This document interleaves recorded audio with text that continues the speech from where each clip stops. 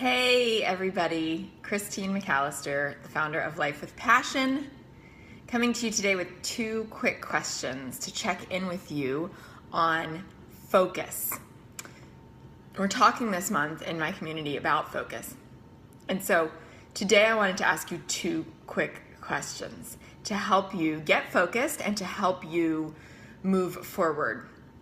A lot of times I hear from women who are feeling really stuck. They don't know the next step to take that will be right for them. They want some clarity on that. They're feeling like they're in a no-win situation, maybe, like no matter what decision they make, it's not going to be the right one because, of a certain reason, because of something that's holding them back. So I wanted to walk you through two key questions you can ask yourself right now and whose answers you can use to move you forward. All right? So the first question to ask yourself to help you focus is, what am I meant to do right now? What am I meant to do right now? What am I called to do? Or what am I passionate about doing right now? For years, the question, what am I called to do, really freaked me out. So if it freaks you out, don't go with that. Don't go with that language. Go with, what would I most love to be doing right now? What would feel the most joyful for me to be doing right now, to be spending my days doing, to be making a difference in the world? What is the most joyful way I could make that difference? That's the first question. So for me, what I have realized on my journey is that the thing that gives me the most joy, the thing that fulfills me the most in terms of purpose and calling, is helping others live their dreams. Helping others live their dreams. And I realized that in one way or another, I've been doing that my whole life. One of my natural sort of things I was born with is to be an encourager, and also to see the possibilities in people. And to believe that they're capable of them. And then going on from there, using my experience and my expertise to help them make a plan of how to accomplish it. So I've had clients tell me a lot over the years, it seems like you get more excited about our possibilities or our businesses than we do. That idea of possibility and that idea of recognizing that possibility is incredibly powerful to me. And so when I ask the question, what am I called to do? What am I meant to do? The first thing that always comes up is to help other people live their dreams. And so that's why I started Life with Passion. The second question, after you answer, what am I meant to do? What would be the most fun, most joyful way for me to make a difference in the world today? What would I do if I could, if I could quit and not worry about the money, right? In what way would I contribute to the world? The second question is to ask yourself, what's holding you back from doing that right now? What's the reason you're not doing it? Or that you're not doing it on the scale that you want to be doing? What's the reason? And often the first thing that comes to mind is not exactly the deepest reason. Let me give you an example.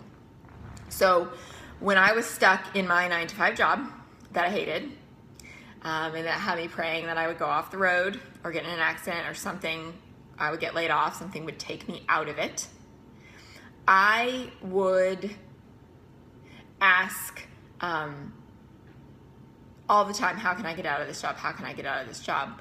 Why am I not out of this job? But the answer I always gave myself was money, right? I needed a steady paycheck.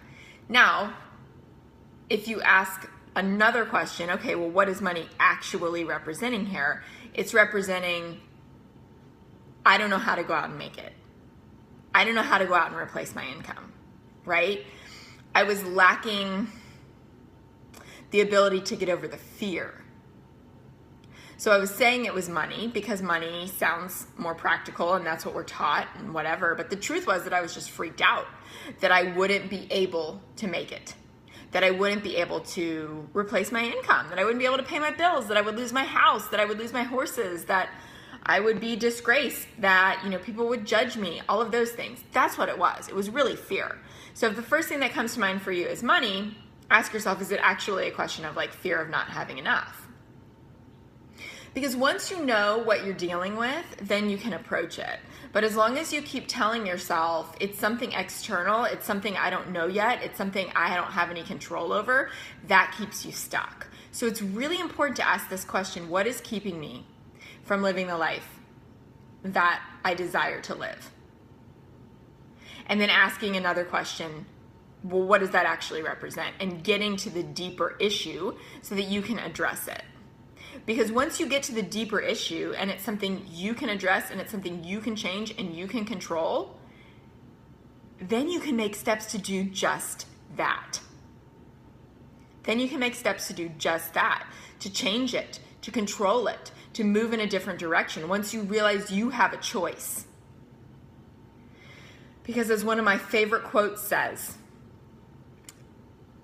10% of life is what happens to us, 90% is how we respond. So if you're in a job that you hate, or your business isn't growing the way you want it to, ask yourself what's really going on. This is the key to helping you start to focus.